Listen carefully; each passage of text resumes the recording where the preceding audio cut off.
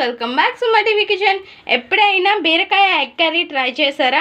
అయితే నేను చెప్పే విధంగా ట్రై చేయండి, ఎక్సలెంట్గా ఉంటుంది. ఫస్ట్ అయితే బీరకాయని పొట్టంతా తీసేసి ఇలా క్లీన్ చేసుకొని ముక్కలుగా కట్ చేసి ఉంచుకోవాలి. దీనికి కావాల్సినవి 3 ఎగ్స్ తీసుకున్నాను. అండ్ కరివేపాకు, ఆనియన్స్ సన్నగా కట్ చేసుకొని ఉంచుకోవాలి. టమోటా పెద్ద సైజు ఒకటి కట్ చేసుకొని ఉంచుకున్నాను. అల్లం వెల్లుల్లి పేస్ట్ రుబ్బేసి రెడీగా ఉంచేసుకున్నాను. ఇప్పుడు స్టవ్ పైన ఒక కళాయి పెట్టుకొని అందులో 3 టేబుల్ స్పూన్స్ ఆయిల్ వేసుకొని ఈ 3 ఎగ్స్ని కూడా ఈ ఆయిల్లో వేసేసేయాలి. వేసేసి మనం వీటిని ఉక్కుర్లా చేసి పక్కకు తీసేసేయాలి. చూసారుగా ఫ్రెండ్స్, ఇలా ఉక్కుర్లా చేసుకొని కొద్దిసేపు ఫ్రై చేసి ఒక బౌల్లోకి తీసేసేయాలి. ఎగ్స్ని పక్కకు తీసేసినాక మరొక 4 టేబుల్ స్పూన్స్ ఆయిల్ వేసుకోండి. ఆయిల్ వేసేసుకొని ఇంకా ఆయిల్ బాగా మరిగాక పోపు దినుసులన్నీ వేసుకోవాలి. అండ్ మనం డైరెక్ట్గా కూడా చేసేసేయచ్చు. ఎగ్ని ఇలా ఉక్కు చేసి పక్కకు తీసుకొని అదంతా కాకుండా డైరెక్ట్గా చేసేయచ్చు, కానీ అదంతా బాగోదు. ఇలానే చేసుకుంటే చాలా బాగుంటుంది.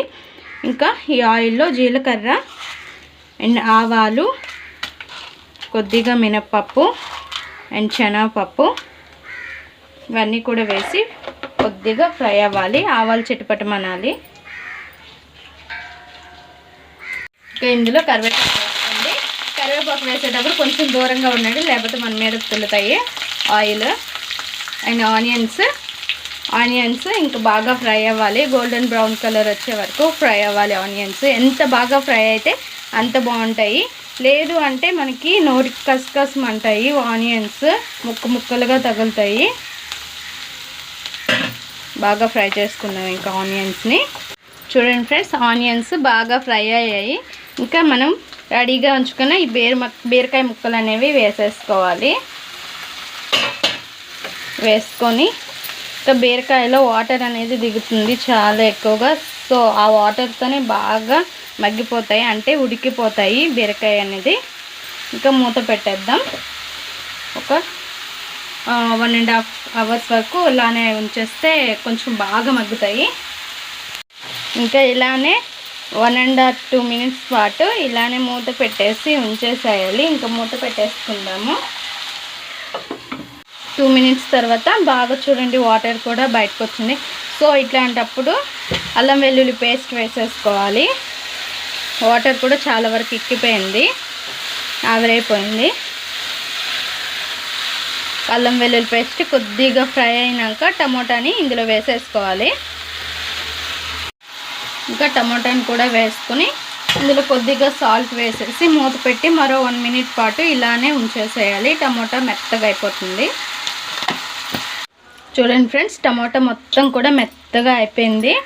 సో ఇట్లాంటప్పుడు ఇంకా మనం కారం, ఉప్పు అన్నీ కూడా వేసేసుకోవాలి. తగినంత కారం, కాశ్మీరీ రెడ్ చిల్లీ పౌడర్ ఉంటే వేసుకోండి, లేదంటే లేదు. తగినంత సాల్ట్, రుచికి సరిపడా.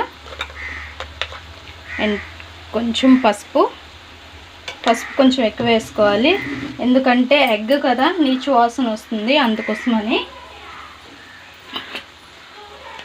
కొంచెం గరం మసాలా,